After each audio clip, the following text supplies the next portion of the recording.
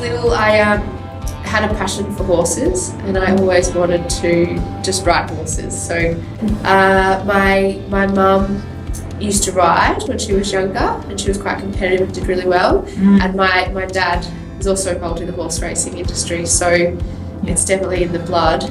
Growing up was great. I didn't start riding till I was probably about 6 or 7 because I think my mum was a bit unsure and a bit, cautious about how would I hold the reins. I guess some of the issues that I faced probably growing up would have been just around not having a hand, and that kids are curious. You can't blame kids for asking questions. They ask some pretty amazing questions, really, and they're just curious. And sometimes as we got older, I experienced a little bit of bullying as I was achieving things. So I had been awarded the Melbourne Junior Achiever Award for playing the violin and horse riding.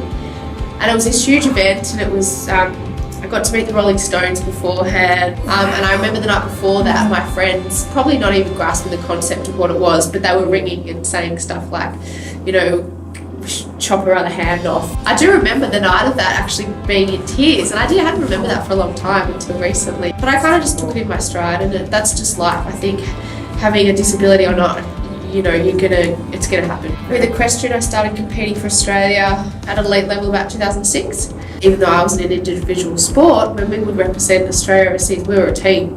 Yeah. And that team cohesion and culture has a big impact on performance and, the success of our team. And those elements I realised overlapped a lot with what can be taken into organisations that wasn't already there. So that's where the two interests overlapped, the psychology and the sport, and hence why I chose the organisational psychology and then went down the route of my thesis being around employee engagement. So one thing about Recovery Partners is that before I had officially started working in the role, the people that I had liaised with in the meetings leading up to coming on board officially, the main things for me that are key wins are like the people and the culture. I hate running. I'm not a runner.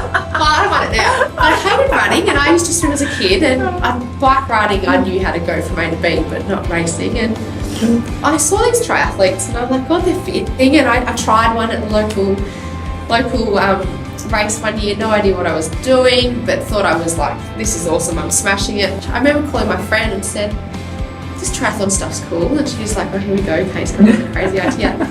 And it was a bit far-fetched to think that this was end of 2014, and Rio Paralympics were coming out 2016, and triathlon was actually going to be making its debut in the Paralympics in Rio.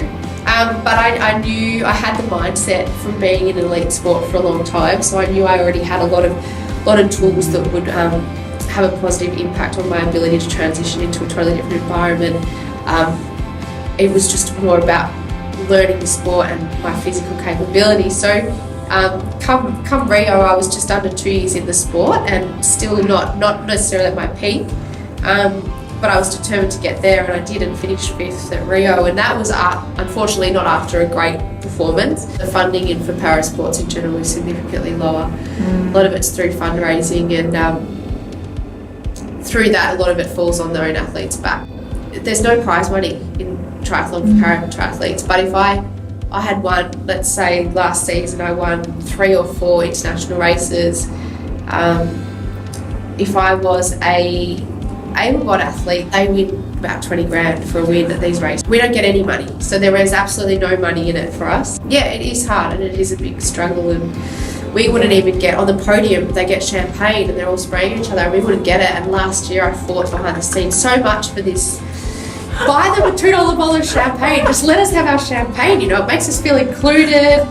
It's such a small thing that has such a big impact on the culture of this sport. And as I've been watching my teammates race this season, I recently saw some photos at a race they had, and they all had champagne. I'm like, oh, thank God. 4.5 months pregnant now, so just evolving into womanhood and what that means, and just, it's pretty exciting. And knowing that, what we are capable of as women, especially being a mother. Like, we're pretty lucky to have a little person that we can grow inside us and nurture them. So it's a pretty exciting time.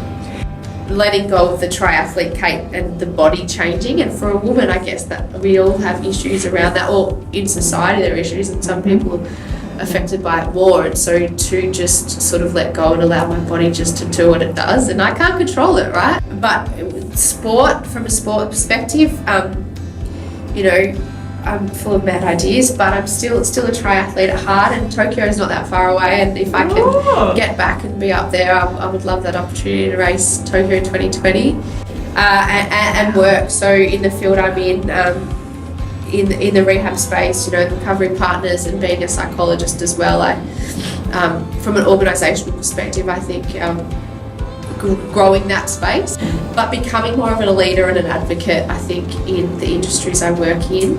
And I'm a big one for being an advocate for change, whether it's getting the champagne on the podiums for the para-athletes or bigger change. And I think I've had so much confidence in sport to really go for it.